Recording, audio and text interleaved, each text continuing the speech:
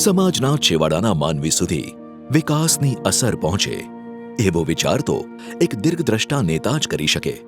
અને આ વિચારને સાર્થક કર્યો ગુજરાતના ભૂતપૂર્વ મુખ્યમંત્રી અને દેશના વર્તમાન વડાપ્રધાન શ્રી નરેન્દ્રભાઈ મોદીએ ગરીબ કલ્યાણ મેળા જેવી અનોખી પહેલથી.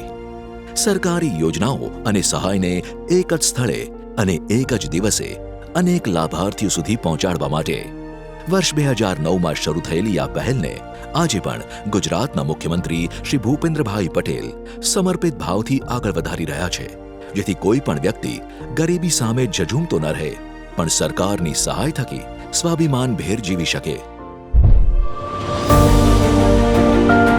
બોરિયા ગામના જ્યોતિબેન તડવી માટે પણ રાજ્ય સરકારનો આ ગરીબ કલ્યાણ મેળો જીવન બદલનારો સાબિત થયો.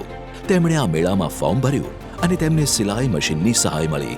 લાચીપરા ખાતે મેળામાં મશીન મળ્યું અને અત્યારે હું સિલાઈનું બધું જ કામ કરું છું. મને સારી આવક બી થાય છે અને સારી રીતે ઘર બી ચલાવી શકું છું.